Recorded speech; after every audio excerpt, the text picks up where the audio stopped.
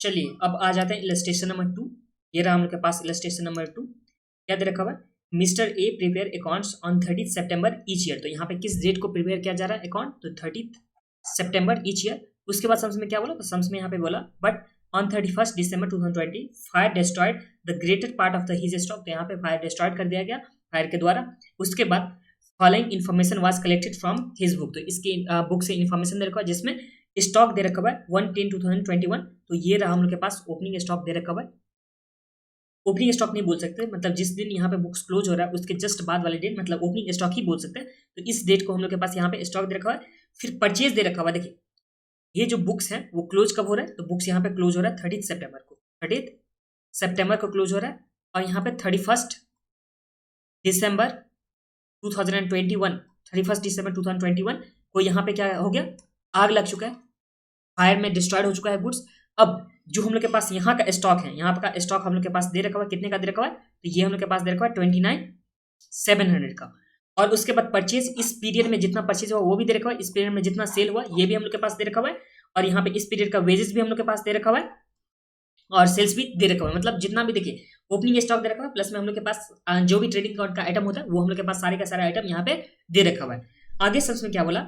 The rate of gross profit is 33.33% on cost. ये जो gross profit का rate देखो ये हम लोग के पास कॉस्ट पे देखो, ऑन कॉस्ट देखो है, तो हम लोग ऑन सेल पे निकालेंगे। उसके बाद stock to the value of 3000 was सेवेज। तो यहाँ पे 3000 का यहाँ पे स्टॉक किया गया।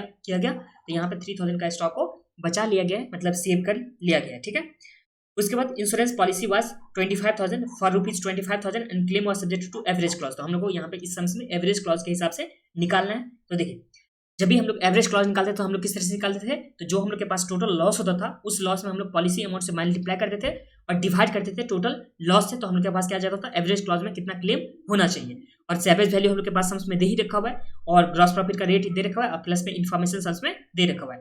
फिर एडिशनल इन्फॉर्मेशन में क्या बोला? तो एडिशनल इन्फॉर्मेशन बोला stock at the beginning was calculated at 10% less than cost. तो जो भी रिवैल्यूएशन आइटम होता है उसे हम लोग क्या करते थे?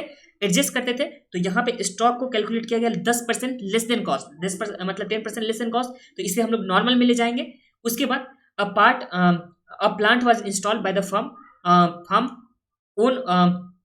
Own worker he was paid 500 rupees which was included in wages. तो यहाँ पे देखिए प्लांट को इंस्टॉल किया गया है, उस टाइम में जो भी वेजेस लगता है, जो भी कॉस्ट लगता है वो प्लांट में ऐड होता है ना कि वेजेस अकाउंट में। तो ये वेजेस में अकाउंट में ऐड हुआ है, तो इसलिए हम लोग इस आइटम को क्या कर देंगे? माइनस करके इस आइटम को ठीक कर देंगे।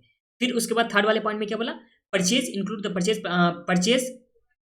Purchase of plant. तो प्लांट का जो परचेज होगा तो वो तो प्लांट में ऐड होना चाहिए था, ना कि परचेज अकाउंट में। तो यहाँ पे इस आइटम को भी हम लोग यहाँ पे ठीक करने वाले हैं। फिर यहाँ पे बोला सम्स में you required to calculate the claim for the loss of stock. तो हम लोग को लॉस ऑफ स्टॉक के लिए कितना क्लेम होगा वो हम लोग को सम्स में निकालना है। तो ये सम्स आप लोग अच्छे से देख लीजिए। इसमें सबसे पहले एरर दी है तो एरर को भी हम लोग ठीक करेंगे, एडजस्ट करेंगे और उसके बाद सम्स में बनाएंगे। तो चलिए आ जाइए कॉपी में।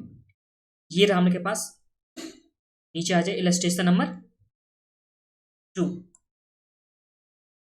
तो हम लोग बनाएंगे मेमोरेंडम ट्रेडिंग अकाउंट।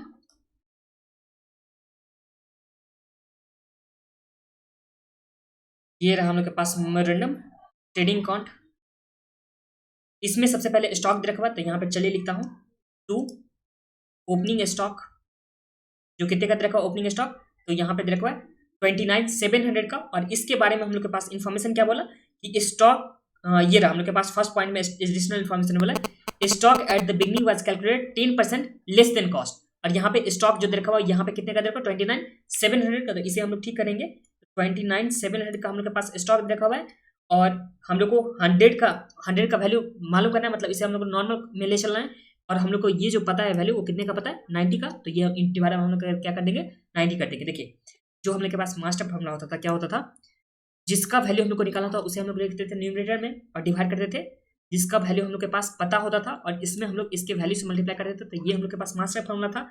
अब इस केस में देखिए हम लोग को 100% पे तो ले चलना है और इसमें 10% यहाँ पे देखिए जो नॉर्मल कॉस्ट होगा वो कितना होगा? 100 होगा। और इसमें से लेस यहाँ पे 10% लेस किया गया, मतलब 90 का जो होगा ये रिकॉर्ड किया गया है। 10% लेस मतलब 90 पे रिकॉर्ड किया गया। मतलब जो भी यहाँ पे रिकॉर्ड करने के बाद जो वैल्यू था ये ओपनिंग स्टॉक का 29,700, ये तो हम लोग के पास 90 का दे रखा है ना। और ये हम लोग को ले चलना है कॉस्ट पे, मतलब नॉर्मली हम लोग को कॉस्ट पे ही ले जाना होता है ना, रिवैल्यूएशन आइटम को एक्सक्लूड करते हैं। तो इसके हम लोग कॉस्ट पे ले जाना, तो मतलब हम लोग को 100 पे निकालना है। तो यहाँ पे 100 आ जाएगा और इस हम लोग को किसका वैल्यू पता है, तो इस 90 का वैल्यू पता है, कितना पता था, तो 29,700 ये पता था। तो इस फॉर्मूला से हम लोग यहाँ पे इसे ठीक कर लेंगे। तो चलिए यहाँ पे ठीक करके कितना हो जाएगा ओपनिंग स्टॉक का, तो ये आ जाएगा 29,700 इंटू 100 डिवाइड बाय 90। तो ये हम लोग के पास कितना आ गया 33,000। ये समझ में आ गया ना। इसे हम लोग फर्स्ट आइटम में जो एडिशनल इन्फॉर्मेशन था उसके हिसाब से हम लोग इसे ओपनिंग स्टॉक को एट कॉस्ट पे लिखे हैं, ना कि इसे कॉस्ट से लेस पे। ठीक है, तो ये हो गया। अब परचेज दे रखा हुआ 75,000 का, और इस परचेज के लिए बारे में क्या बोला कि purchase include the purchase of land of ₹5,000। तो परचेज में परचेज ऑफ लैंड तो ऐड नहीं होना चाहिए, परचेज ऑफ लैंड तो प्लांट अकाउंट में ऐड हो रहा है ना। तो इसलिए हम लोग को इस परचेज में से 5,000 को क्या करना होगा, माइनस करना होगा। तो चलिए लिखते हैं टू परचेज, कितने का परचेज दे रखा हुआ है, तो ये परचेज दे रखा हुआ 75,000 का, तो ये 75,000 इसमें से हम लोग माइनस करेंगे जो मशीनरी का परचेज दे रखा हुआ कितने का, तो ये दे रखा हुआ 5,000 का, तो इसे हम लोग माइनस करेंगे 5,000। तो ये आ जाएगा परचेज हम लोग के पास 70,000 का। तो परचेज हो गया। अब परचेज के बाद वेजेस दे रखा हुआ 33,000 का। चलिए लिखता हूँ टू वेजेस, वेजेस कितने का है 33,000 का। और इसके बारे में भी एडजस्टमेंट है। एडजस्टमेंट में क्या बोला कि जो यहाँ पे प्लांट इंस्टॉल किया गया था उसमें उस वर्कर को यहाँ पे दिया गया था एक्सपेंस। तो देखिए जब प्लांट इंस्टॉल होता है या किसी भी तरह का मशीनरी इंस्टॉल होता है तो उस टाइम में जो भी एक्सपेंस लगता है वो तो प्लांट अकाउंट में जाता है, उस एसेट में, स्पेसिफिक एसेट में जाता है, ऐड होता था। बट यहाँ पे जो इंक्लूड कर लिया गया 500 जो वेजेज अकाउंट में, तो इससे तो इंक्लूड नहीं करना चाहिए था ना। तो इस इंक्लूड नहीं करना चाहिए, तो इसलिए हम लोग यहाँ पे माइनस करेंगे 500। तो वेजेज हम लोग के पास कितना आ जाएगा 32,500 का। एंड उसके बाद हम लोग के पास सेल्स दे रखा हो जो कितने का 1,40,000 का। तो चलिए लिखिए यहाँ पे बाय सेल्स जो कितने का आ जाएगा, तो यहाँ पे आ जाएगा 1,40,000 का। फिर टू ग्रॉस प्रॉफिट आ जाएगा। ग्रॉस प्रॉफिट कितना बोला, तो यहाँ पे ग्रॉस प्रॉफिट बोला 33.33% ऑन कॉस्ट, 33.33% ऑन कॉस्ट। तो अगर हम लोग यहाँ पे देखेंगे ये जो हम लोग के पास फॉर्मूला होता है मास्टर फॉर्मूला, उसके हिसाब से अगर देखेंगे तो किस तरह से निकालेंगे या वैसे आप लोग किस तरह से निकालोगे वो मैं आप लोग को बताने वाला। देखिए कॉस्ट जो यहाँ पे दे रखा हुआ है, प्रॉफिट दे रखा हुआ, ग्रॉस प्रॉफिट ऑन कॉस्ट दे रखा हुआ है। तो मान लेते हैं कि कॉस्ट कितना है, तो कॉस्ट इस केस में यहाँ पे लिखता हूँ, कॉस्ट मान लेता हूँ कि कॉस्ट यहाँ पे इस केस में कितना है 100 है। अब इस 100 में से कॉस्ट और हम लोग यहाँ पे क्या ऐड करेंगे प्रॉफिट, और प्रॉफिट दे रखा हुआ है कॉस्ट पे कितना 33.33%। यहाँ पे ऐड अगर हम लोग करेंगे 33.33%, तो हम लोग के पास जो सेल का जो वैल्यू हो जाएगा वो सेल का वैल्यू कितना हो जाएगा, तो यहाँ पे 133.33 ये तो हो जाएगा ना सेल का वैल्यू। और यहाँ पे सम्स में हम लोग के पास सेल का वैल्यू दे रखा हुआ है, सेल का वैल्यू कितना, तो यहाँ पे 1,40,000 ये सेल रहा हम लोग के पास 1,40,000, इसका वैल्यू हम लोग के पास पता है 1,40,000। अब हम लोग को इस केस में प्रॉफिट निकालना है, मतलब 33.33 निकालना है, और हम लोग को पता है 133.33 का जिसका वैल्यू कितना है 1,40,000। तो इस तरह से भी आप लोग निकाल सकते हैं ग्रॉस प्रॉफिट। तो यहाँ पे लिखिए 33.33% हम लोग को निकालना है, और हम लोग को पता है 133.33% जिसका वैल्यू कितना है, तो 1,40,000। तो ये तो हम लोग इस तरह से निकाल सकते हैं, या ये तो हम लोग के पास हो गया एक नॉर्मली जो हम लोग ये हम लोग के पास जो मास्टर फॉर्मूला था उसके हिसाब से हम लोग ग्रॉस प्रॉफिट निकाल सकते हैं। या इसमें दूसरा हम लोग निकाल सकते हैं क्या होता है, तो यहाँ पे 33.33% का मतलब कितना हो गया, तो 33.33% है, इसका मतलब कितना हो गया, तो 1/3 जब हम लोग करेंगे यहाँ पे 1/3 करेंगे तो हम लोग के पास कितना आ जा रहा है 1/3 करें तो ये हम लोग के पास 33.33% आ जा रहा है। तो 1/3 ऑन कॉस्ट जब भी होता है तो हम लोग क्या लिखते हैं 1/4 ऑन प्रॉफिट लिखते हैं। ये कैसे होता है 1/4, तो देखिए सबसे पहले न्यूमरेटर का जो भी न्यूमरेटर होगा वो न्यूमरेटर हम लोग लिख देंगे। तो यहाँ पे 1 का 1 लिख दिए हैं, और यहाँ पे डिनोमिनेटर में हम लोग लिखते हैं जो डिनोमिनेटर इसका होगा वो तो लिखेंगे, प्लस में जो हम लोग के पास यहाँ पे न्यूमरेटर था वो भी यहाँ पे ऐड होता है। तो ये आ जाता है 1/4 ऑन कॉस्ट, मतलब 1/4 ऑन प्रॉफिट। इसी तरह से जब 1/4 ऑन प्रॉफिट दे रखा होता है हम लोग लिखते हैं 1/3 ऑन कॉस्ट। तो इस तरह से भी हम लोग कर सकते हैं। तो इस केस में हम लोग कर सकते हैं 1/4 इंटू 1,40,000। तो आप लोग को जैसे भी करना है उस तरह से आप लोग करके आ सकते हो एग्जाम में, ठीक है। 33.33 इंटू 1,40,000 डिवाइड बाई 133.33, तो ये हम लोग के पास कितना आ गया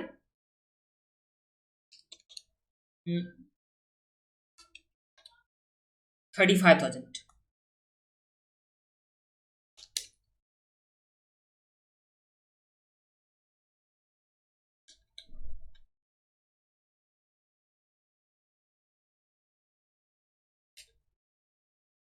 हम्म 35,000 रनिंग ऑफ करने के बाद, या आप लोग इस तरह से करोगे तो 35,000 आप लोग का आ जाएगा। फिर हम लोग के पास सेल्स यहाँ पे पता ही दे रखा हुआ है सेल्स। तो अभी हम लोग क्या करेंगे इसे क्लोज कर लेंगे। तो चलिए क्लोज करते हैं। तो यहाँ पे आ जाएगा बाय क्लोजिंग स्टॉक जो कितने का आ जाएगा क्लोजिंग स्टॉक, तो चलिए निकाल लेते हैं। तो 33,000 प्लस 70,000 प्लस 32,500 प्लस 35,000, तो ये हम लोग के पास टोटल कितना आ गया, ये आ गया 1,70,500। यहाँ पे आ जाएगा 1,70,500, जिसमें से हम लोग माइनस करेंगे 1,40,000, तो हम लोग के पास कितना आ गया 30,500, जो हम लोग के पास क्लोजिंग स्टॉक आ चुका है। एक बार आप लोग फिर से देख लीजिए, ओपनिंग स्टॉक जैसे था उसे हम लोग नॉर्मल कॉस्ट पे लिख दिए, जो 100 डिवाइडेड 90 करके, फिर हम लोग के पास परचेज में जो इंक्लूडेड था उसे माइनस किया, वेजेस में जो भी इंक्लूडेड था उसे माइनस किए, फिर ग्रॉस प्रॉफिट हम लोग के पास रखा था ऑन कॉस्ट, तो उसे हम लोग ऑन सेल पे निकाले। तो ऑन सेल पे निकालने के लिए 1/33.3% का मतलब होता है 1/3 ऑन कॉस्ट, तो हम लोग 1/4 ऑन प्रॉफिट हो जाता है। कैसे हो जाता है, तो 1 का 1 होता है न्यूमरेटर का न्यूमरेटर, और डिनोमिनेटर में न्यूमरेटर प्लस डिनोमिनेटर दोनों ही ऐड हो जाता था, तो उस तरह से हम लोग कर लिए थे। या आप लोग मास्टर फॉर्मूला जो 33.33 जो भी हम लोग के पास 100 था, यहाँ पे प्रॉफिट का वैल्यू, यहाँ पे कॉस्ट 100 अगर हो जाता तो यहाँ पे प्रॉफिट ऐड हो जाएगा तो 33.3, तो यहाँ पे जो सेल प्राइस होगा वो कितना हो जाएगा 133.33, तो इस भी फॉर्मूला से आप लोग निकाल सकते थे। ये तो हम लोग नॉर्मली जो हम लोग के पास ट्रेडिंग अकाउंट था उसे हम लोग क्या निकाले, क्लोजिंग स्टॉक निकाले, जो बैलेंसिंग फिगर करके। तो यहाँ तक तो आप लोग कुछ भी प्रॉब्लम नहीं होगा। अब मैं नीचे दिखा दे रहा हूँ कि आप लोगों को क्लेम किस तरह से सम्स में निकालना। चलिए एक बार मैं इसे रेज करता हूँ।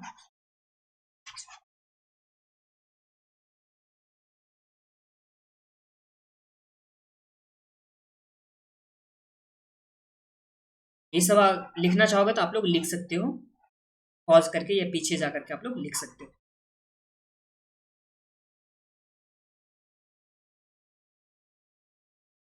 चलिए सबसे पहले यहाँ पे टोटल लॉस कितने का दे रखा हुआ है सम्स में, तो ये टोटल लॉस मतलब टोटल स्टॉक, टोटल लॉस या टोटल स्टॉक कितने का है, तो यहाँ पे 30,500, यहाँ लिख दीजिए 30,500, तो ये हो गया टोटल लॉस।